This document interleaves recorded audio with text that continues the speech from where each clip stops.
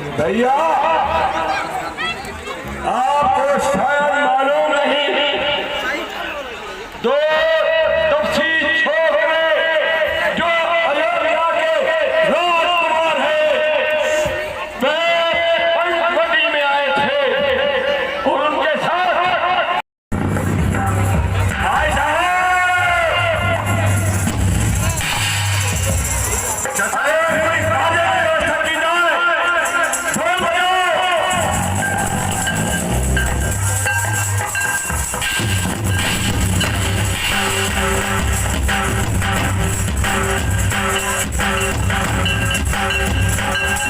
पे भी मुझे बुलाया, यहाँ पे अतिथि के रूप में मुझे बुलाया गया, तो ये एक अलग ही प्लेजर है।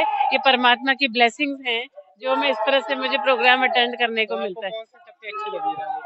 नहीं नहीं, देखो हमें तो एक संदेश मिल रहा है, सभी ने पूरा प्रयत्न किया है, बहुत अच्छे से मैनेज किया हुआ है, सारे बहुत अच्छे हुए हुए और सब में अपने अपनी तरह से अपनी अपनी खूबियां हैं। और रामलीला जो देखने आए हैं उनके लिए इससे क्या शिक्षा मिलती है हमें?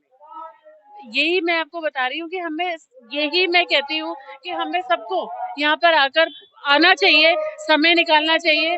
और जो हमारी संस्कृति है, जो हमारे परमात्मा है राम, जिनके बिना तो हम है ही नहीं, तो ये हमें पहचान होनी चाहिए। ये नहीं है कि एक समय के बाद पता चलता है किसी को कि वो भगवान से जुड़ना है। जन्म से ही बच्चे को भगवान से, परमात्मा के करीब रहना चाहिए। उसी ने हमें जीवन दिया है, उसी, वही हमारा दाता है, वही हमारा करता धरता है। आप रामलीला में कौन सा किरदार निभाते हैं? मैंने लक्ष्मण का पार्ट किया है, मैंने अंगद का पार्ट किया है, इवन मैंने मेघनाथ का रोल भी प्ले करा है। आपने जो लक्ष्मण जी का रोल अदा किया है उस कैरेक्टर की क्या क्या विशेषता है? लक्ष्मण शेषनाग का अवतार था, सबसे बड़ी बात तो यह है। और उनकी सबसे बड़ी बात थी जो उनका भाई को लेके प्रेम था, उसको शब्दों में बयान नहीं किया जा सकता। वो तो भगवान श्री राम के मतलब उनकी आत्मा थे लक्ष्मण। उन्होंने हमेशा उनका इतना सम्मान करा, कुछ करा, इसीलिए हनुमान जी ने लक्ष्मण जी को अपने भाई के तौर पर देखा जाना। गोस्वामी तुलसीदास जी ने संस्कृत में लिखी थी पहले, तो उन्होंने हनुमान जी से प्रार्थना की कि आप राम जी के बड़े क्लोज हैं, मेरी इस रामायण को आप उनको दिखाइएगा। तो राम जी ने उनको पढ़ा, हर पेज पढ़ते थे और सरयू में बहा देते थे। अति उत्तम, अति उत्तम। तो हनुमान जी ने कहा अब मैं, उन्होंने जो लिखा था आपने तो मेहनत बेकार कर दी। उन्होंने कहा नहीं, आने वाले समय में उनको कहो इसको सरल भाषा में लिखें। तो अवधी भाषा में लिखी गई। उसके बाद उसको किसी ने अप्रूवल देने से मना कर दिया।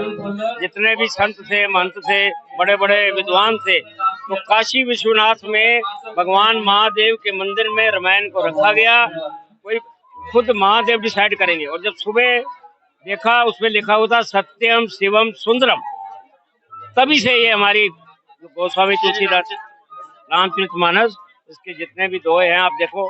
हमारी जो रामायण है पहले उर्दू में थी, लिखी हुई थी, सारे डायलॉग उर्दू में थे। ये 27 रामलीला के नाटकों से लिए गए थे, हमने उनको हिंदी में किया। हमारे यहाँ जो बच्चियां रोल करती हैं, जो पात्र हैं स्त्रियों का, वो लेडीज करती हैं, जेंट्स का जेंट्स करते हैं। चौथी जनरेशन जुड़ी हुई है। हमारे जो फादर आए थे यहाँ पर 48 में, ये फिरोजपुर से एमुनिशन डिपो आया था शिफ्ट होकर, ये जो एयरफोर्स स्टेशन जिसको कहते हैं, पहले यहाँ एमुनिशन डिपो अभी भी है इसके बम। वहाँ पर जो डिपो में रामलीला करते थे तो पहले मंदिर नहीं बना था, 60 रुपए लगे थे। 1948 में पहली रामलीला हुई। फिर उनके जितने भी आगे बच्चे थे, जैसे मेरा भी ये पोता ने अंगद का रोल किया, मैंने लक्ष्मण का किया। आज 30 साल बाद मैंने फिर रोल किया है। और हमारे राम जी 27 साल बने थे, वो 75 साल के हैं, मैं 70 साल का हूँ। हमारे परशुराम जी 80 साल के हैं, जिन्होंने दोबारा बच्चों को करके दिखाया कि कैसा करना चाहिए। मगर आज हमारे पास बच्चे को याद है, 10-10 हमारे पास राम है, 10-10 लक्ष्मण है, सब कोई करने को तैयार है। इतनी हमारे पास, हमारा ये जो कॉलोनी है, हर बच्चे को पता है राम जी कितने भाई थे। तो ये जरूरी होना चाहिए, हर मोहल्ले में श्री राम लीला का मंचन होना चाहिए। और सरकार को भी चाहिए इन दिनों में परमिशन भी दे, रामलीला को फाइनेंस भी करे, जो सरकार, ये जो प्रेजेंट सरकार है, और बच्चों को छुट्टी दे, क्योंकि बच्चे जब देखेंगे नहीं तो रामलीला का फायदा क्या। तो मेरी यही प्रार्थना है सरकार से कि आप बच्चों को छुट्टियां इन दिनों में जरूर दें। धन्यवाद।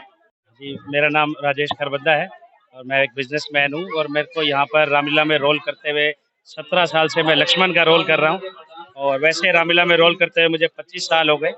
और संस्कृति को आगे बढ़ाते हुए हम चाहते हैं कि नए नए यंग बच्चे आएँ और छोटे छोटे बच्चों को, यहाँ तक कि मैंने अपने बेटे को भी यही सिखाया और शिक्षा दी है, क्योंकि अगर हमने आज अपने बच्चों को शिक्षा नहीं दी और उनको नहीं सिखाया कि ये क्या कल्चर है, जैसे रावण ने दूसरे की पत्नी चुराई और उसको जला दिया गया, कल को रावण खुद खड़ा होकर ये ना कहे कि मुझे जलाने वाला वो आए जिसने आज तक पराई स्त्री पे नजर न डाली हो, तो हम कैसे जलाएंगे रावण को। तो अपने बच्चों को हमें ये शिक्षा देनी है, आगे उनको ये रामलीला दिखानी है। आज हम दिखाएंगे तो कल हमारे साथ बच्चे जुड़ेंगे, छोटे छोटे नए नए बच्चों को हमारे साथ देखते हैं, रिहर्सल करते हैं। बड़े कलाकारों को सबको सारा कुछ पता है, लेकिन रिहर्सल क्यों करते हैं?